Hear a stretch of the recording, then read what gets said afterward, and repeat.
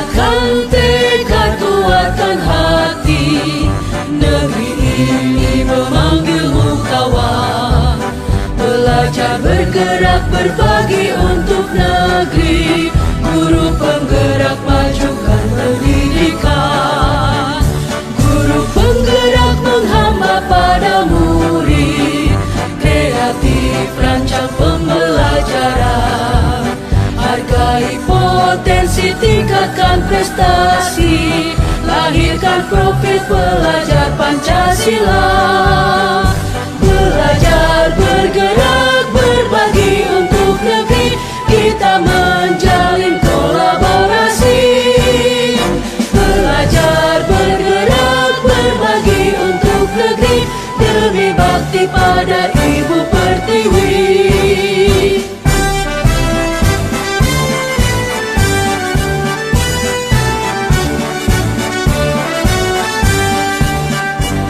Bulatkan tekad, kuatkan hati, negeri ini memanggilmu kawan. Belajar, bergerak, berbagi untuk negeri. Guru penggerak, majukan pendidikan. Guru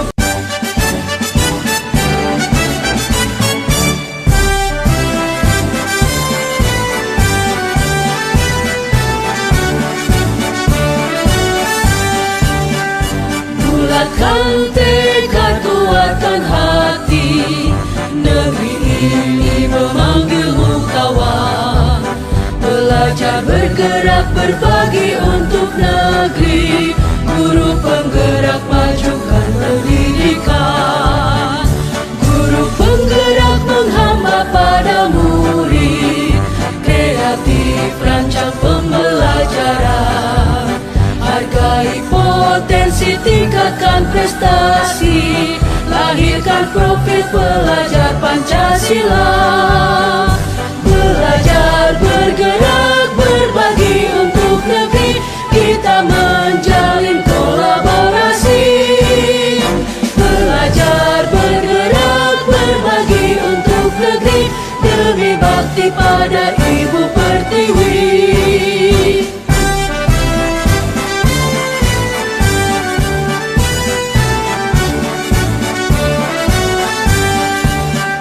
Bulatkan tekad, kuatkan hati, negeri ini memanggilmu kawan. Belajar, bergerak, berbagi untuk negeri. Guru penggerak, majukan pendidikan. Guru penggerak menghamba pada murid. Kreatif, rancang pembelajaran. Hargai potensi, tingkatkan prestasi. Lahirkan profil pelajar Pancasila. Belajar, bergerak, berbagi untuk negeri. Kita menjalin kolaborasi. Belajar, bergerak, berbagi untuk negeri. Demi bakti pada Ibu Pertiwi. Belajar, bergerak, berbagi untuk negeri. Kita menjalin kolaborasi.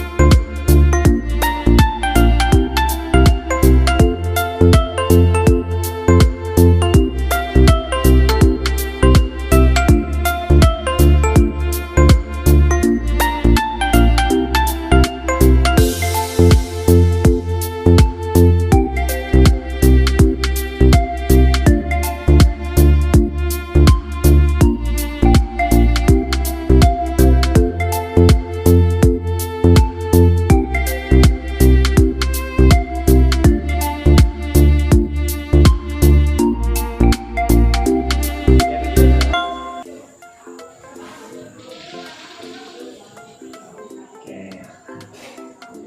Apa kabar Vijay? Baik Pak. Baik. Tahu Bapak panggil ke sini? Nggak tahu ya. Oke, jadi tadi Pak Guru melihat ya, dan laporan dari Ketua Kelas 3 si Fadli, Vijay buang sampah sembarangannya. Oh iya. Buang sampahnya di mana tadi? Di depan kelas. Di depan kelas. Oke. Vijay tahu ya, misalnya membuang sampah itu termasuk perbuatan apa? Baik atau tidak baik? Tidak baik Pak. Tidak baik, karena bisa menyebabkan pencemaran lingkungan. Ya, jadi sekolah kita bisa kotor, ya, sekolah kita bisa menjadi kumuh gara-gara sampah-sampah yang kita buang, ya. Kemudian mengapa Vijay bisa membuang sampah di lingkungan sekolah? Kira-kira alasannya kenapa? Karena sudah terbiasa. Di rumah buang sampahnya sembarangan gitu. Jadi kalau di rumah gimana sih buang sampahnya? Di depan rumah. Oh, jadi nggak ada bank sampah gitu ya? Nggak ada tempat pembuangan sampah. Oke. Jadi Vijay membuang sampah di sekolah karena memang terbiasa membuang sampah di sekitar rumah ya. Oke. Terus kemudian tidak lagi kita membuat hal seperti itu karena sekolah kita adalah sekolah bersih, hijau ya, karena kita harus mendapatkan pendidikan yang nyaman. Jadi kalau pendidikan yang nyaman itu sekolah kita harus bersih ya. Jadi Vijay pelajarin lagi ya tentang kebersihan lingkungan supaya kesadaran dirinya lebih baik. Jadi Vijay harus memahami tentang kebersihan lingkungan sekolah ya. Walaupun memang kita berbuat salah, tapi kita masih bisa memperbaiki masalah tersebut ya. Dan kemudian kita juga sudah punya keyakinan kelas yang kita bikin kan. Nah, Vijay waktu itu nulisnya apa keyakinan kelasnya? Tidak boleh bolos sekolah. Tidak boleh bolos sekolah. Jadi nanti menulis lagi keyakinan kelas tidak boleh membuang Sampah sembarangan. Tidak boleh membuang sampah sembarangan. Karena di keyakinan kelas itu Pak Guru yakin ada teman-temannya yang menulis seperti itu kan. Tidak boleh membuang sampah sembarangan. Misalnya ke sekolah datang tepat waktu ya. Jadi emang harus seperti itu ya. Terus kemudian kita sudah membuat keyakinan kelas, jadi memang kita harus patuhi supaya bisa mengontrol diri kita. Dan Vijay juga nyaman ya kan, selalu berlaku jujur, bersikap jujur. Kalau memang kita membuang sampah, jadi kita harus akuin ya. Jadi info dari temannya kita mengakui, tapi kita kembali ke keyakinan kelas ya, bahwa membuang sampah itu sudah menjadi keyakinan di dalam kelas kita ya. Jadi kedepannya Vijay harus selalu memperbaiki ya masalah yang ada seperti ini, walaupun itu sampahnya cuma satu, tapi bayangkan kalau yang membuang itu bisa sampai 10 orang, 20 orang ya kan. Nah, itu sangat-sangat membuat sekolah menjadi kotor dan tidak nyaman. Begitu Vijay ya. Berjanji dengan Pak Guru untuk tidak membuang sampah sembarangan lagi. Oke, ya kita tos dulu. Ya, terima kasih Vijay, silakan istirahat. Assalamualaikum warahmatullahi wabarakatuh.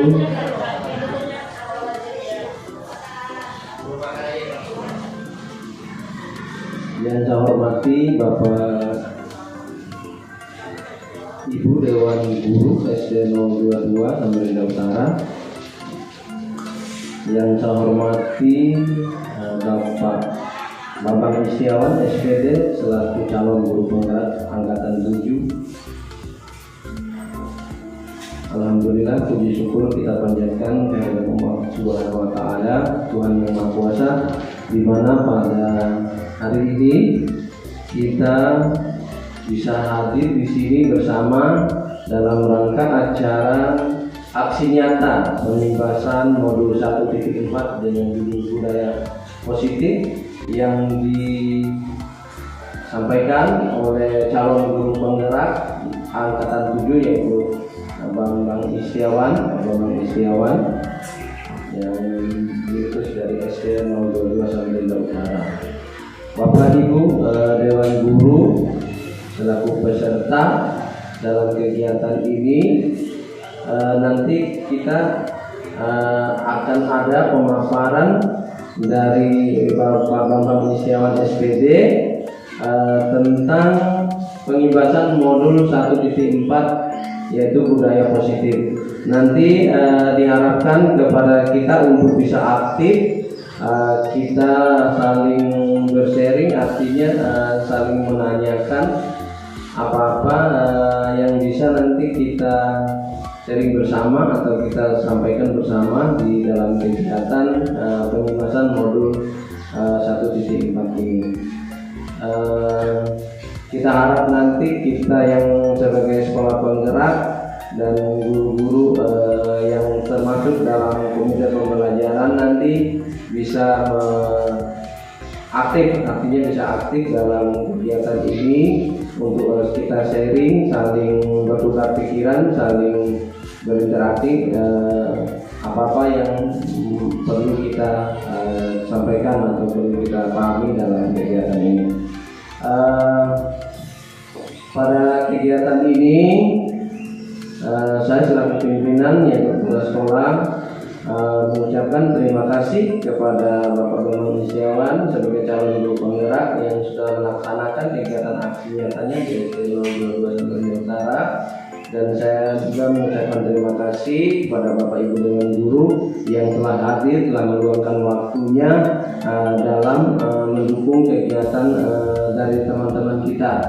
Semoga apa yang kita laksanakan pada kegiatan ini bernilai ibadah di sisi Allah Subhanahu wa Ta'ala, dan mudah-mudahan kita bisa menikmatinya atau melaksanakannya dalam kegiatan di sekolah penggerak kita.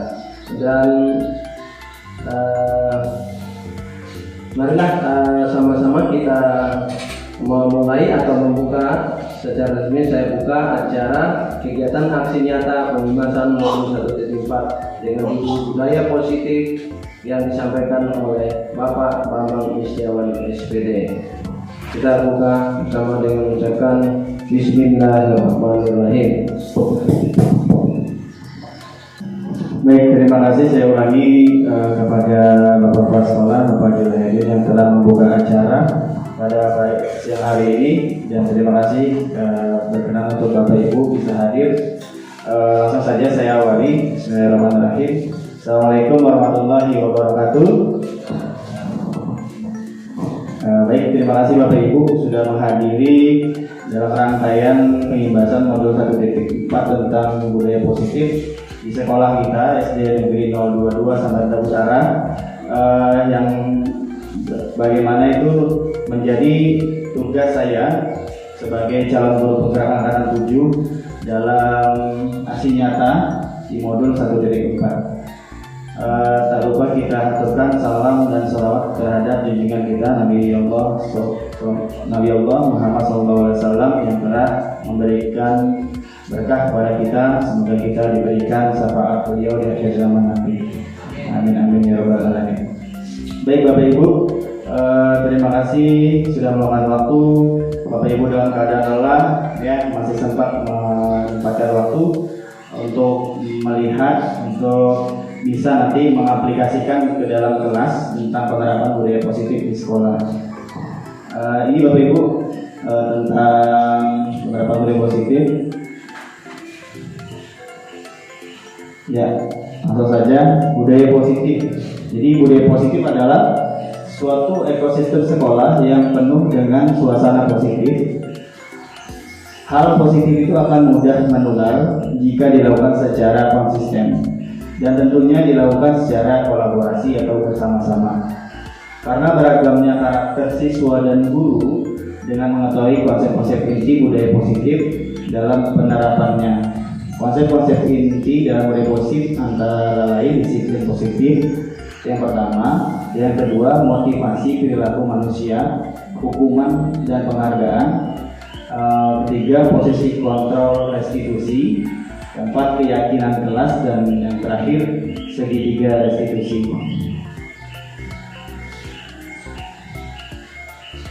Ya, ini disiplin positif.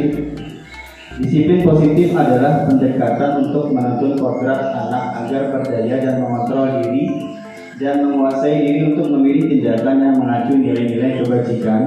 Disiplin positif menjadi komponen utama dalam mewujudkan budaya positif. Nah, kadang-kadang terlintas di pikiran kita disiplin, apa yang ada dalam pikiran kita. Kebanyakan kita menghubungkan kata disiplin dengan tata tertib, teratur, dan kepatuhan terhadap peraturan. Kata disiplin juga sering dihubungkan dengan hukuman. Padahal itu sungguh berbeda, karena belajar tentang disiplin positif tidak harus memberi hukuman. Justru itu adalah salah satu alternatif terakhir. Dan kalau perlu tidak digunakan sama sekali. Jadi memang konotasi disiplin itu kadang-kadang di pikiran kita itu seperti hukuman atau punishment terhadap siswa supaya siswa patuh kepada kita. Disiplin yang dimaksud adalah disiplin diri. Nah, di sini sudah mengacu pada diri sendiri yang memiliki motivasi internal. Jika kita tidak memiliki motivasi internal, maka kita memerlukan pihak lain untuk mendisiplinkan kita atau motivasi eksternal. Karena berasal dari luar, bukan dari dalam diri kita. Jadi disiplin diri itu adalah self disiplin. Jadi anak-anak itu di sekolah dan kita juga sebagai guru harus sadar karena yang mendisiplinkan itu adalah kita. Jadi kita harus mendisiplinkan diri kita sendiri supaya tidak terjadi sesuatu punishment, ya. Kita hindari hal itu. Memang kata disiplin di sini sangat-sangat rentan terhadap hukuman kalau kita pikir secara luas. Nah, yang kedua, motivasi perilaku manusia. Ini menurut Diani Dosen ada 3. Yang pertama, motivasi menghindari ketidaknyamanan atau hukuman. Jadi orang itu bisa termotivasi karena 3 hal, kata Bapak Ibu. Yang pertama ini motivasi menghindari ketidaknyamanan hukuman. Di sini menghindari permasalahan yang mungkin muncul dan berpengaruh pada mereka secara fisik, psikologis, maupun tidak terpenuhi kebutuhan mereka. Bila mereka tidak melakukan tindakan tersebut, motivasi ini bersifat eksternal. Jadi kadang-kadang orang itu terdorong motivasi gara-gara untuk menghindari hukuman aja. Ya karena supaya saya tidak dihukum, saya maju aja dah kayak gitu ya. Jadi dia itu terdorong karena terpaksa. Nah ini dasar paling rendah ya, motivasi eksternal yang paling rendah. Terus yang kedua, motivasi mendapatkan imbalan dan penghargaan dari orang lain. Ya. Orang dengan motivasi ini akan bertanya, apa yang akan saya dapatkan apabila saya melakukannya? Misalnya Bapak Ibu suruh anak-anak kerjakan pekerjaan 1 sampai 10. Kalau kita sering memberikan penghargaan dan imbalan, mereka akan terbiasa dengan hal ini. Nah, ini juga baik, cuman kalau dilakukan secara berlebihan akan bermasalah sama siswa karena mereka akan berharap terus imbalan. Mereka melakukan sebuah tindakan untuk mendapatkan pujian dari orang lain yang menurut mereka penting dan mereka letakkan dalam dunia berkualitas mereka. Jadi kalau sudah terlalu sering mereka akan meletakkan itu di dalam diri mereka itu imbalan, ya, imbalan. Mereka juga melakukan sesuatu untuk mendapatkan hadiah, pengakuan, atau imbalan. Motivasi ini juga bersifat eksternal karena orang lain yang memberikan hukuman atau penghargaan itu orang lain yang memberikan. Terus kemudian, yang ketiga ini motivasi yang benar-benar terbentuk dalam diri. Yang kita harapkan yang ini, motivasi untuk menjadi orang yang mereka inginkan dan menghargai diri sendiri dengan nilai-nilai yang mereka percaya. Memang kata-katanya susah dikonotasi, susah untuk dipahami. Melakukan suatu karena nilai-nilai yang mereka yakini dan hargai, dan mereka melakukannya karena mereka ingin menjadi orang yang melakukan nilai-nilai yang mereka yakini tersebut. Ini adalah motivasi yang akan membuat seseorang memiliki disiplin positif. Jadi disiplin positif itu timbulnya dari dalam. Jadi kita kalau disiplin anak-anak, kita bongkar lagi hati mereka, perasaan mereka, atau logika mereka. Bagaimana kalau kamu melakukan ini, apa yang akan terjadi pada kalian? Jadi disiplin itu sebenarnya kembali ke kita self disiplin, ke anak-anak juga self disiplin. Jadi kita nggak hanya sebagai penyuluh atau pengatur. Jadi di sini positif karena motivasi berperilakunya bersifat internal bukan eksternal. Jadi tadi ada 3 teori motivasi, 2 yang eksternal itu imbalan hukuman dan imbalan, yang ketiga ini adalah disiplin self disiplin. Ini yang sesuai dengan harapan Ki Hajar Dewantara. Nah, ini hukuman dan penghargaan bagi murid. Hukuman dan penghargaan adalah salah satu cara mengontrol perilaku murid yang tidak langsung menghambat potensinya. Secara tidak langsung Bapak Ibu akan terhambat potensinya. Dalam waktu tertentu, baik hukuman dan penghargaan akan sama-sama memberikan dampak yang sama, yakni ketergantungan. Nah, jadi ketergantungan mereka. Kalau kita kasih imbalan, jangan terlalu sering, mungkin pujian jangan terlalu sering juga, mereka akan tergantungan. Kalau tidak dipuji, mereka nggak mau melakukan suatu hal. Dan kemudian tentunya mematikan motivasi internal seseorang, mati motivasinya. Kita sama saja tidak memberikan pupuk yang baik kepada anak-anak karena memang kita terlalu banyak memberikan pupuk kepada mereka kan, jadi mereka kelebihan dosis. Harusnya mereka harus berkembang sendiri seperti bunga ya, yang walaupun kita kasih pupuk 2 minggu sekali, tapi dia akan berkembang dengan sendirinya. Yang ketiga, 5 posisi kontrol guru ini ya. Nah, ini sebagai yang pertama sebagai penghukum, yang kedua sebagai pembuat rasa bersalah, yang ketiga sebagai teman, keempat sebagai pemantau, dan 5 sebagai manajer. Nah, saya mau minta tanggapan Bapak Ibu ya, Bu Kris atau Bu Fani, yang lebih tepat kira-kira kita ini yang mana ini? Kira-kira kalau menurut Bapak Ibu? Sebagai teman. Ada yang lain?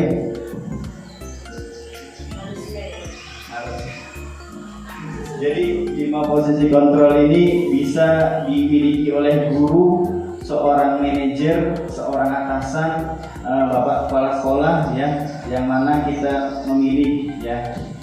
Kadang-kadang ini antara 3 ke bawah itu yang bagus.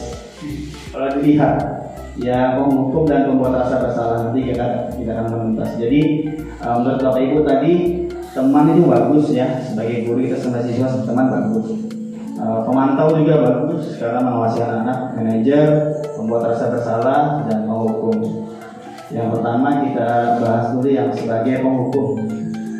Nah ini di sini. Ini cerminan buat kita sebagai guru. Seorang penghukum ini bisa menggunakan hukuman fisik maupun verbal. Fisik itu jepitan, jewer namanya, tarikan gordek semuanya, walaupun kadang-kadang masih sulit kita mengurangi menghilangkan itu, tapi paling tidak mengurangi, dan maupun verbal secara lisan. Orang-orang yang menjalankan posisi hukum senantiasa mengatakan bahwa sekolah memerlukan sistem atau alat yang dapat lebih menekan murid-murid lebih dalam lagi. Ditekan anak-anak, betul ditekan supaya dia nurut. Menerapkan posisi hukum akan berkata seperti ini, kita pasti akan berkata seperti ini. Patuhi aturan saya atau awas ya. Kadang-kadang kita awas, kalau enggak bapak taruh di depan kelas, tidak masuk kelas. Ada kata-kata macam. Terus ada kata-kata seperti ini. Ini kata-kata yang saya bikin-bikin saja. Mudah-mudahan lebih tepat karena tugas saya ini termasuk dalam tugas saya di Bapak Ibu. Kamu selalu saja salah. Nah, jadi langsung punishment siswa salah. Terus pasti selalu yang terakhir selesai kamu ya. Nah, kayak gitu. Karena ada anak-anak yang gitu ya. Kenapa nih? Tadi ada di kasus kelas 1 kan. Nah, tadi Bu Kris tetap membina, tetap menunggu.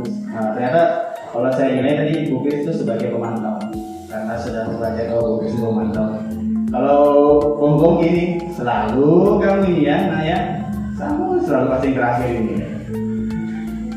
Terus yang kedua sebagai pembuat rasa bersalah. Ini banyak sekali Bapak Ibu ternyata boleh ini. Ternyata saya juga kadang-kadang di sini posisinya. Saya ternyata di sini posisinya Bapak Ibu. Jujur saya biasanya akan bersuara lebih lembut. Membuat rasa bersalah akan menggunakan keheningan yang membuat orang lain merasa tidak nyaman. Bersalah atau rendah diri, kata-kata yang keluar dari dengan lembut akan seperti ini. Ibu sangat kecewa sekali dengan kamu. Lembut aja dia. Tapi anak-anak tuh langsung merasa, aduh salah lagi sudah saya nyari. Diam semua satu kelas. Itu saya di sini, saya jujur saja. Berapa kali Bapak langsung beritahu kami ya? Berapa kali? Ya berapa kali? Ini sudah jam berapa ini? Sudah jam lewat 9.40. Tapi berapa kali kamu terlalu masuk kelas pada saat masuk kelas setelah istirahat? Terus gimana coba kalau orang tua kamu tahu kamu berbuat gini? Ya kan? Karena kan sering terlintas di omongan kita kayak gitu. Jadi kita kalau terlintas seperti ini berarti kita masuk dalam sini membuat rasa bersalah. Di posisi ini murid akan memiliki penilaian diri yang buruk tentang diri mereka. Aduh, saya salah lagi nih. Iya Pak, saya sebenarnya suka sama Pak Guru, sama Bu Guru ini, tapi saya salah hari ini. Dia merasa bersalah sampai rumah terpikir ya. Jadi pengimbasannya, murid merasa tidak berharga dan telah mengecewakan orang-orang yang disayanginya. Dia sayang, dia itu Bapak Ibu beneran dia sayang, berarti dia ada aware, ada care sama kita. Makanya dia diam, dia sayang, dia akan nyesal sampai rumah. Dan yang didapat adalah penyesalan itu, bukan pembelajaran. Nah saya itu masih di sini. Saya mengurangi hal seperti ini Bapak Ibu. Nah yang ketiga sebagai teman. Nah ini posisi teman bisa negatif ataupun positif. Positif di sini berupa hubungan baik, pasti hubungan baik yang terjadi antara guru dan murid. Guru posisi teman menggunakan hubungan baik dan humor untuk mengaruhi seseorang. Mereka akan berkata, jadi guru-guru posisi sebagai teman ini humoris ya. Anak-anak senang ya, akrab sekali. Ayo bantulah jadi bapak ya. Terus, ayo ingat tidak bantu bapak selama ini. Ya sudah kali ini tidak apa-apa, nanti ibu bereskan. Nah, kita sendiri yang beresin. Ya udah kamu main aja istirahat, nanti bapak yang rapin ini. Nah, ini kan karena anak sebagai teman nanti akan timbul hal seperti ini. Hal negatif dari posisi teman adalah bila suatu saat guru tersebut tidak membantu, maka murid akan kecewa dan berkata, saya pikir bapak tadi teman saya.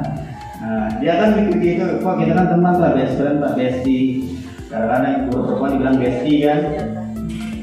Kadang-kadang terlintas anak-anak tuh bre, ya kan, bre. Nah, itu karena bahasa mereka sehari-hari. Murid sang merasa dikecewakan dan tidak mau lagi berusaha. Hal lain yang mungkin timbul adalah murid hanya akan bertindak untuk guru tertentu dan tidak untuk guru lainnya. Murid akan tergantung pada guru tersebut, akan bergantung terus sampai dia naik tingkat itu akan bisa sama Bu Kris kan tergantung sama Bu Kris terus. Terus kemudian sebagai pemantau, ini pemantau ini banyak juga. Kadang-kadang saya merasa di posisi ini juga.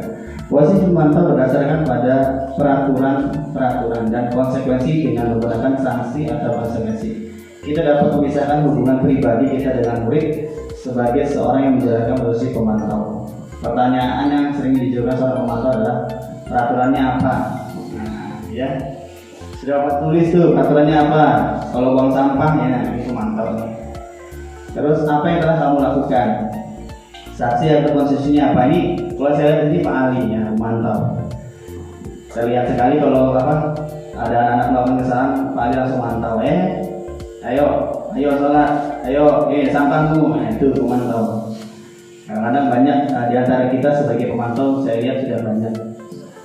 Nah, seorang pemantau sangat mengendalikan penghitungan catatan data yang digunakan sebagai bukti atas perilaku seseorang. Biasanya orang pemantau ini ada catatan tersendiri. Oh ini saya catat ini. Saya catatan lagi yang timbul-timbul aja bakatnya gitu. Posisi pemantau sendiri berawal dari teori stimulus respon yang menunjukkan tanggung jawab guru dalam mengontrol murid. Nah, yang kelima ini yang sangat diharapkan dari seorang guru. Nah, manajer. Saya kira manajer ini otoriter, ternyata tidak. Pas saya cari sumbernya, manajer posisi di mana guru berbuat sesuatu bersama dengan murid, bersama-sama. Mempersilahkan murid mempertanggungjawabkan perilakunya, mendukung murid agar dapat melakukan solusi atas permasalahan sendiri. Seorang manajer telah memiliki keterampilan posisi teman atau maupun pemantau. Jadi kita pada saat posisi manajer kita bisa sebagai teman, bisa juga sebagai pemantau. Dan dengan demikian kita bisa jadi sewaktu-waktu tertentu kembali kepada kedua posisi tersebut bila diperlukan.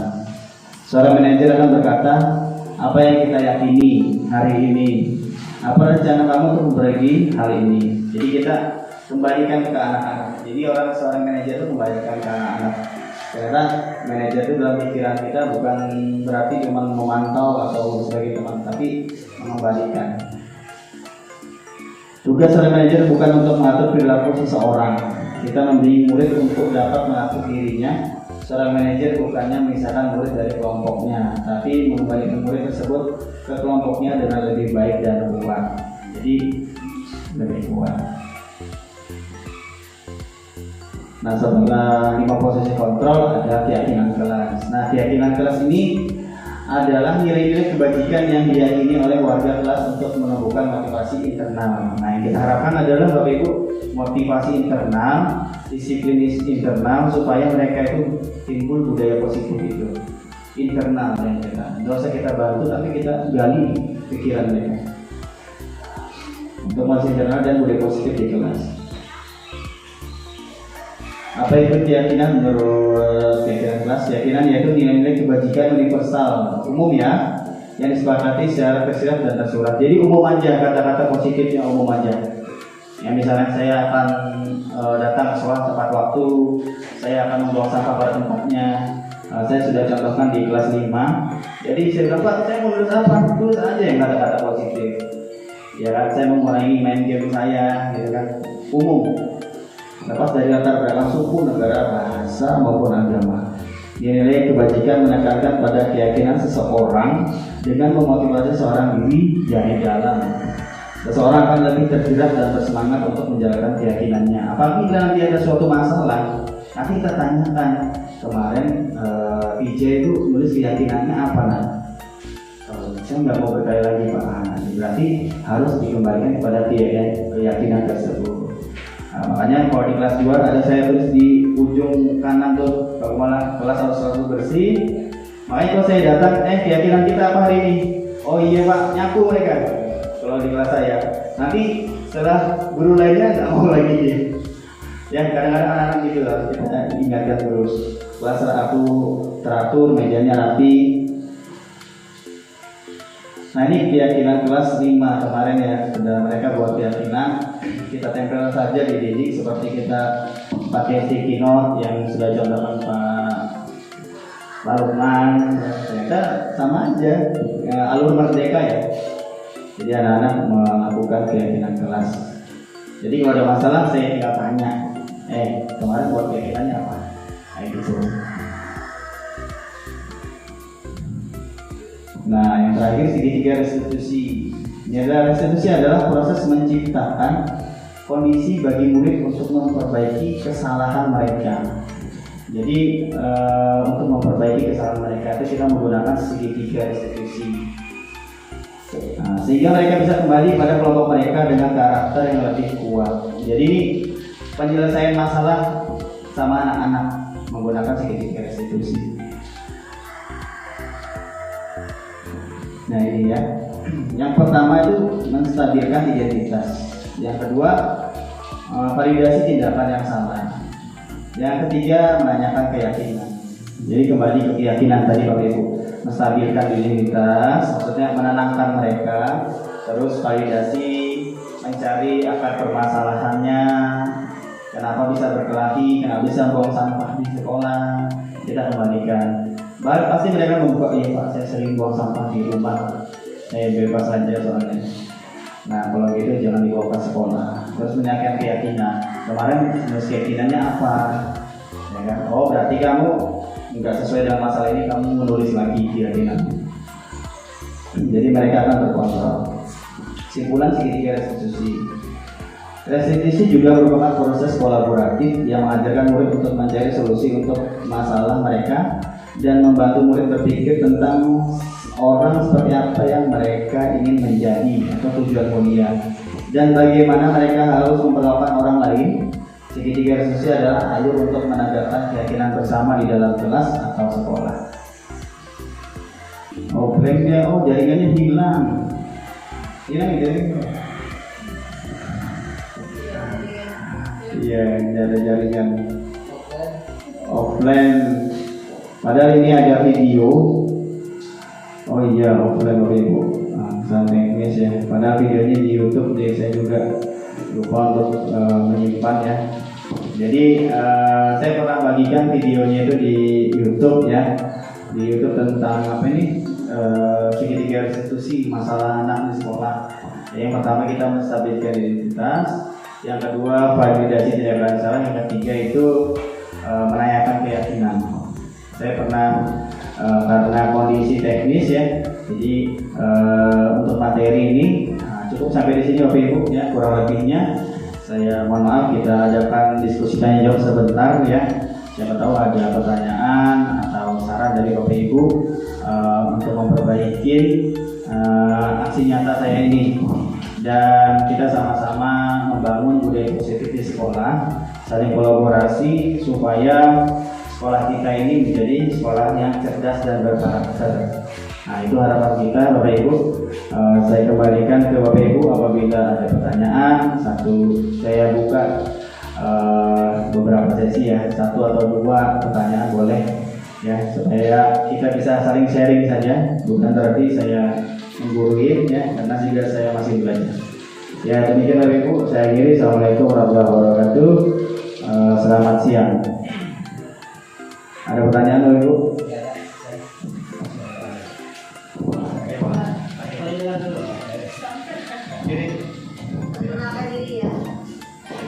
Assalamualaikum warahmatullahi wabarakatuh.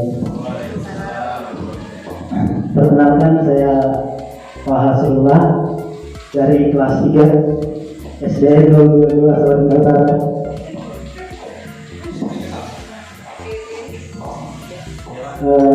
Baik, terima kasih atas kesempatan yang diberikan oleh Pak Bambang, calon guru penggerak dari SDN 22 Samarinda Utara. Kita ucapkan selamat, tepuk tangan ya Bapak Ibu. Semoga teman-teman yang lain juga menyusul. Baik, saya langsung saja pada poin budaya positifnya ya. Dari kata budaya, tentunya ini hal yang sangat sudah akrab di pemahaman kita.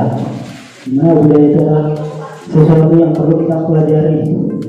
Misalnya di dalam pelajaran bahasa Indonesia, sejarah Indonesia sudah sejak dulu ini budaya yang diberi gelar itu sangat baik dari negara lain. Misalnya Indonesia kan terkenal orangnya ramah. Nah, ya kan Bapak Ibu, bagaimana budaya? Sudah dari zaman dulu kita itu sudah baik positif di negara lain. Nah, tetapi belakangan ini di abad-abad sekarang ini lama-kelamaan kita menjadi menurun. Yang dulunya baik sekarang menjadi kurang baik. Karena apa? Kurangnya self control atau pertahanan kita. Bukan cuma perlu apa ya tadi ya, sentuh perilaku yang baik saja, tetapi kita perlu membekali anak kita itu proteksi antivirus seperti itu. Jadi di sini tadi ada 1 sampai 5 poin yang dijelaskan oleh Pak Bambang, yang dimana kalau menurut saya 1 sampai 5 itu perlu kita terapkan semua. Kalau menurut saya, artinya dalam satu metode tidak mungkin itu sempurna, tetapi setiap metode itu pasti mempunyai kelemahan. Contoh, misalnya sebagai teman, itu tadi kan sudah dijelaskan, kalau kita sebagai teman, otomatis anak-anak itu menganggap kita itu kawan. Nah, kelemahannya di situ. Jadi untuk mengimbangi itu, kita juga sebagai manajer agar bisa mengontrol anak ini bagaimana tidak menganggap dia ini sebagai teman yang sebaya. Jadi kita terapkan sebagai manajer, kita atur anak-anak itu bisa berlaku ini guru, tetapi bisa dianggap sebagai teman yang sewajarnya saja. Jadi menurut saya dari 5 posisi kontrol ini kita perlu padukan caranya. Jadi sebagai guru kita bisa menyesuaikan kondisi pada saat kita mengajar di lingkungan sekolah atau pada saat istirahat. Yang mana yang perlu kita tetapkan. Nah, seperti itu untuk tanggapan saya. Terima kasih. Assalamualaikum warahmatullahi wabarakatuh. Oke, terima kasih untuk Pak Sarullah ya, wali kelas 3 juga sebagai apa Pak, pengajar sekolah penggerak Pak ya. Iya, guru komite pembelajarannya memang pemikirannya sangat kritis sekali ya. Tangan dulu buat kelas ya. Ada kita walaupun sedikit tapi kualitas kita bisa dikatakan harus lebih maju daripada sekolah yang banyak ya. Jadi bukan buat semua Bapak Ibu. Baik, Pak Azrullah. Saya pernah berpikiran seperti juga. Terima kasih Pak Azrullah. Kenapa di posisi kontrol itu harus kita pilih ya kan? Harusnya kita bisa juga padukan, tapi dengan kontrol-kontrol yang baik ya kan? Karena memang kalau anak-anak itu kita tidak kasih misalnya hukuman, ya hukumannya kan bisa yang tadinya fisik kan tidak bisa ganti fisik, tapi fisik kan kalau saya itu biasanya menulis atau apa tuh pendisiplinan ya 50 kata 100 kata ya. Memang kayak rambut ya, kadang-kadang saya juga menarik nih rambut tuh panjang menarik. Kadang-kadang mereka kan balik ke kita, bapak aja panjang tuh. Nah, ya kan. Jadi saya juga kadang merasa bersalah. Terus juga bagus memang kalau kita adukan ini, Bapak Ibu. Benar yang kata Pak Surah, tapi dengan kontrol-kontrol kita, karena budaya kita ini sebenarnya budaya baik. Ini ilmu ini sudah dari tahun 920 kan, sudah 100 tahun lebih yang dikenalkan lagi sama kita oleh Ki Hajar Dewantara, diingatkan lagi kita. Oh, kita nih Bapak Ibu di sini. Makanya kita jangan satu memacu untuk misalnya satu posisi kontrol itu saja, ya kan? Kita kadang-kadang sebagai teman, sebagai pada anak-anak, supaya mereka nyaman sama kita sebagai pemantau. Terus membuat masa bersalah juga bagus juga, supaya mereka menyadari kesalahan mereka kan. Terus kita yang terakhir itu baru membalikan sebagai posisi manajer. Makanya manajer di sini taruh di bawah. Kalau kita sadari kan, apa manajer dari atas ini? Ternyata Ki Hajar Dewantara naruhnya di paling nomor 5 ya, sama para pakar itu menaruhnya nomor 5 karena mengembalikan lagi kalau mereka ada masalah. Ayo gimana caranya kalau misalnya kamu berbuat seperti itu, apa yang harus kamu lakukan? Ayo timbulkan disiplin positif dalam dirinya, motivasi apa internal ya kan. Makanya manajer di sini diposisikan di paling bawah. Seharusnya kalau kita di dunia pekerjaan, Bapak Ibu ya, manajer kan paling atas. Ternyata yang paling atas di posisi kontrol nomor 1 adalah penghukum. Ya, karena sering dilakukan. Yang kedua sering dilakukan manusia adalah membuat rasa bersalah, terus sebagai teman, pemantau dan manajer. Tapi kalau kita padukan semua ini, ya bisa juga akan menjadikan budaya positif di sekolah. Nah, bukan berarti kita tidak kita bersih-bersih aja, tidak ada hukuman, susah juga bagi ibu ya. Karena anak-anak itu dari luar, bukan dari dalam, dari lingkungan luar, bukan lingkungan sekolah. Makanya kita berat sebagai guru. Kalau menurut saya tidak masalah bagi ibu kita lakukan sesekali ya. Karena dalam posisi kontrol ini semuanya ada nilai positifnya. Kalau saya nilai, karena disiplinkan anak ini kalau tidak pakai tindakan akan sulit sekali kalau disiplinkan mereka. Ya, mungkin Pola terima kasih atas pola pemikirannya ya. Saya juga akan berpikir nanti saya akan kupas lagi ya bagaimana cara memadukan 5 posisi kontrol dengan baik sesuai budaya kita ini. Nah, ini sudah ada budaya ramah tamah itu ya. Yang zaman kita dulu kenapa kita hormat sama guru? Zaman dulu kita Bapak Ibu mau lewat depan guru aja, saya kembalikan Bapak Ibu, kita nggak berani, mending mutar jalan. Sekarang kita dipanggil misalnya nama kan, Pak Bambang, nah kayak gitu. Berani mereka memang ya, karena lingkungannya ya, karena lingkungan. Jadi harus ada kerjasama antara guru, komite dan masyarakat. Itu yang menjadi PR kita untuk yang sering kita lakukan ini Bapak Ibu parenting ya. Berapa bulan sekali kita Pak parenting Pak biasanya Pak pas pembagian rapot Pak ya parenting. Kemarin juga saya tanyakan itu parenting itu bagus untuk menyamakan persepsi itu Pak. Baik itu aja Pak, kurang lebihnya mohon maaf. Aku boleh ada ibu yang lain, dipersilakan. Jadi apa yang dipertanyakan oleh Pak Omer tentunya itu juga yang mau kami tanyakan. Jadi mungkin kesimpulan daripada 5 posisi kontrol ini, kalau kita lihat semestinya harus digunakan semua, walaupun pada endingnya itu adalah di manajer ini sebagai kata kuncinya. Karena ya kalau kita berbicara masalah disiplin tentu kan aturan. Nah kalau itu aturan itu sendiri tidak diterapkan, tentunya juga memang harus ada hukuman-hukuman, walaupun mungkin hukuman yang diperuntukkan ke anak itu sebenarnya kan ada beberapa yang sifatnya edukasi. Nah sehingga dari posisi 5 kontrol ini ya memang kalau bisa kan dikolaborasi lah dari kegiatan, walaupun memang endingnya itu adalah di sebagai manajer ini sebagai penentunya. Saya kira mungkin itu. Oke, terima kasih untuk dukungan buat Pak Kumala. Ya. Tahun ini kelas 2 dan kelas 5 adalah sebagai komite pembelajar juga Pak ya di sekolah penggerak. Ya. Jadi memang benar Pak, sangat-sangat benar kalau menurut saya. Kita nggak bisa hanya menggunakan satu posisi kontrol ya. Dengan misalnya hukuman, tadi hukumannya saya senang mendengarkannya hukuman yang mengedukasi. Ya kan kita sebagai guru nggak mungkin hukum anak orang, ya kan? Ini anak orang posisinya, kita nggak mungkin hukum lah secara berlebihan ya. Walaupun memang zaman dahulu, memang zaman kolonial kita kalau hukum siswa kan tempeleng, tendang ya. Belum hambat pakai kayu semua kan. Nah sekarang kita ini sudah pola pikirnya berbeda kan Bapak Ibu. Jadi punishment yang mengedukasi mereka nggak masalah. Yang penting memang benar-benar mengedukasi mereka dan menasihati mereka.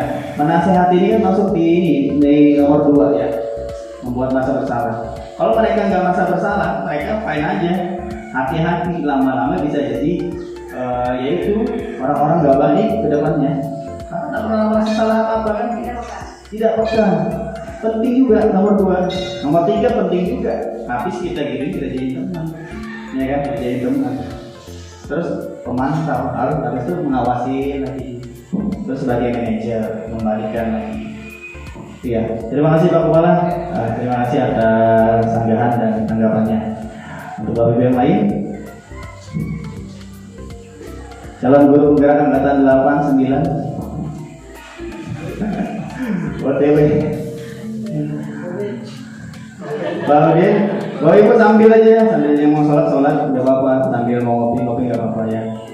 Ya itu aja Bapak Ibu ya.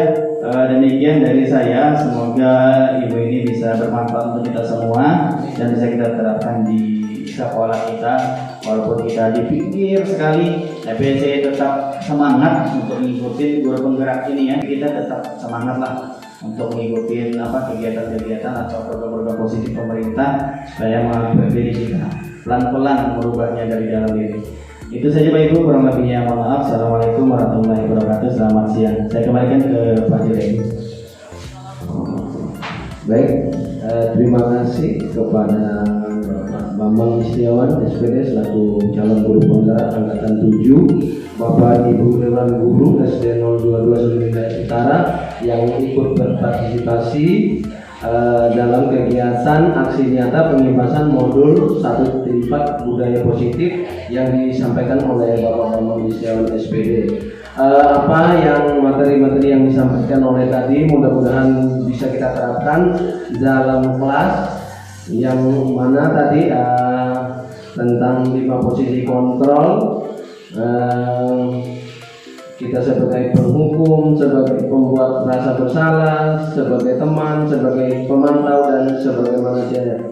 Jadi ini semua mudah-mudahan bisa kita laksanakan dalam kegiatan kita di sekolah, kegiatan belajar mengajar, dan juga harapan-harapan kedepannya untuk Pak Bambang Istiawan selaku guru penggerak untuk bisa memotivasi, memberikan motivasi kepada teman-teman di sini, kami semua ini, dan harapan-harapan juga kami ke depan, teman-teman juga mari kita ikutkan program pemerintah ini, yaitu program guru penggerak yang dimana untuk kedepannya seperti yang masih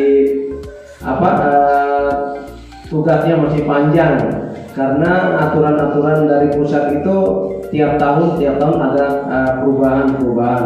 Nah di sini kita harus mengikuti perubahan-perubahan tersebut supaya ada yang kita bisa lihat ke depannya nanti, supaya ya mudah-mudahanlah tidak ada timbul penyesalan apa nanti di kemudian hari. Jadi seperti yang kemarin yang disampaikan oleh Pak Puji Samsuri bahwa guru penggerak untuk menuju ke sertifikasi itu otomatis katanya kemarin. Nah ini yaitu perubahan-perubahan itu selalu ada.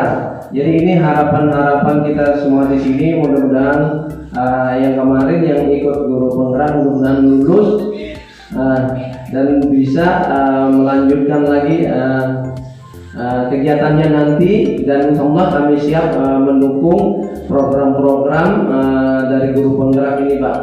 Jadi itu saja dari saya. Sekali lagi saya mengucapkan terima kasih kepada Bapak Ibu Dewan Guru yang telah meluangkan waktunya pada siang hari ini, kepada selaku pembuat aksi nyata Pak Bambang juga kami mengucapkan terima kasih, dan saya juga mengucapkan mohon maaf apabila dalam kegiatan ini terdapat kekeliruan. Akhir kata saya akhiri, wassalamualaikum warahmatullahi wabarakatuh.